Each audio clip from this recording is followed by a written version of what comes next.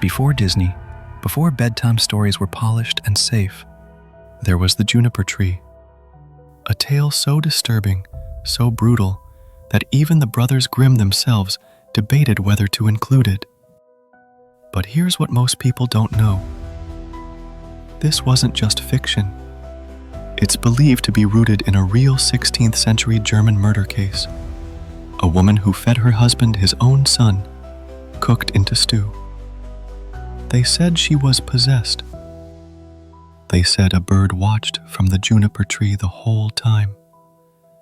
This is the story they turned into a fairy tale, and once you hear it, you'll understand why it's been buried for centuries. Part 1. The Juniper Tree begins. A long time ago, a man and his wife lived in a quaint village near the edge of a dark forest. They had everything except a child. The woman prayed beneath a juniper tree in her yard every single day. She bled from her hands in winter. She begged God for a baby, even if it meant she would die after. And then it happened. She became pregnant.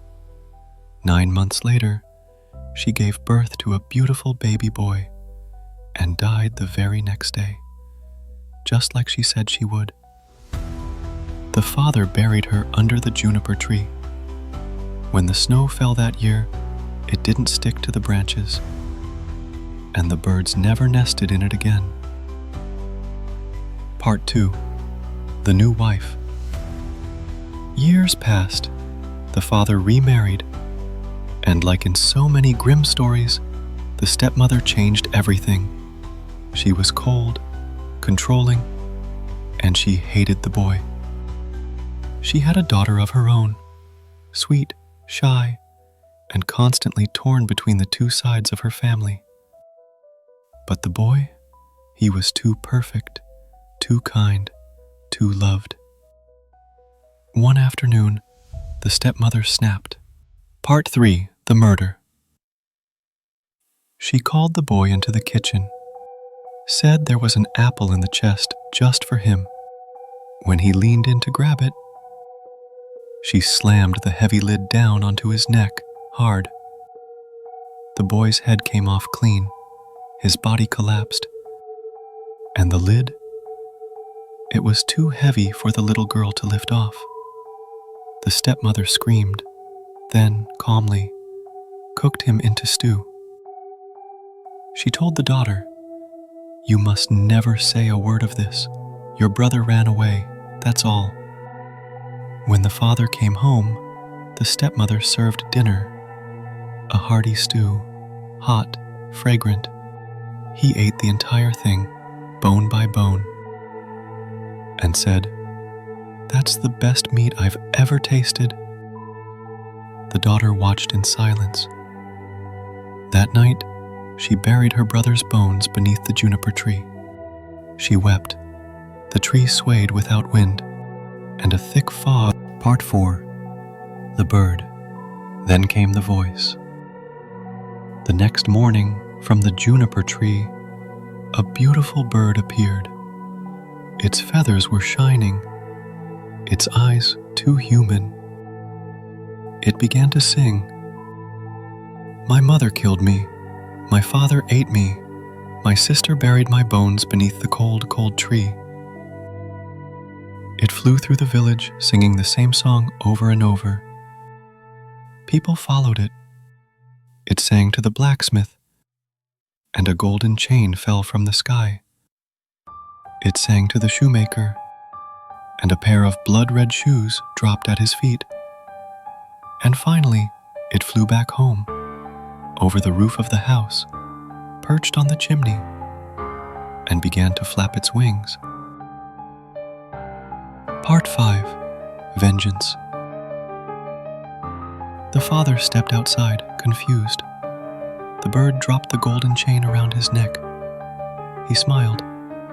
The daughter came out next. The bird dropped the red shoes for her. She gasped. And then the stepmother appeared in the doorway. The bird let out a final scream, like metal grinding bone. and dropped a millstone from the sky. It crushed the stepmother instantly. Dust. Nothing left but the echo of the song. And in her place, the little boy stood again, alive, whole. He hugged his sister and walked into the house. Part 6. The real history behind the horror. So, what the hell was that? Believe it or not, the Juniper Tree isn't entirely fiction.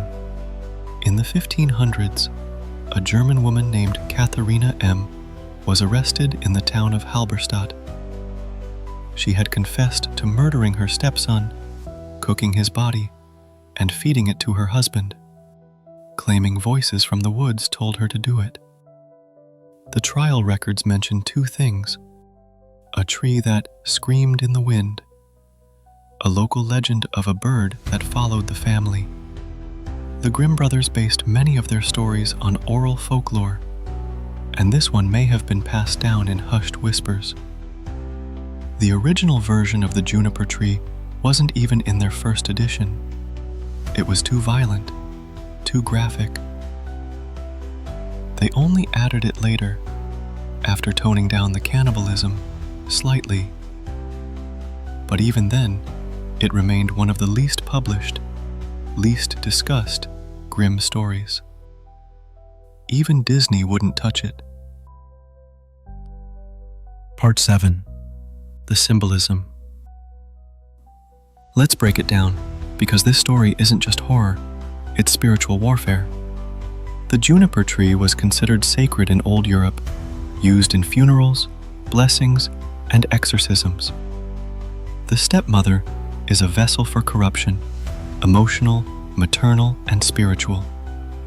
The bird represents justice, but it sings after the crime is done. The father, a warning about blind ignorance. He eats his own child and praises it. There's no real villain in this story.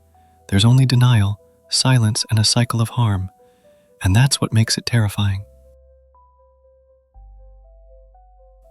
Part 8. Why this story still haunts. Unlike most fairy tales, the juniper tree doesn't try to teach a neat lesson. It doesn't say, be good and good things happen. It says, even the safest places, family, food, childhood, can turn on you. And when they do, the only thing left is vengeance. That bird doesn't forgive. It doesn't offer redemption. It drops a stone and flies away. And when you finish reading it, you feel like you weren't supposed to, like you read a ritual, not a fable. So the next time someone tells you fairy tales are harmless, tell them about the juniper tree. Tell them about the mother who cooked her stepson, the father who licked the bowl clean, the sister who stayed silent, and the bird that sang their sins from the treetops. And if you ever hear that song outside your window at night, you better pray the stone isn't meant for you.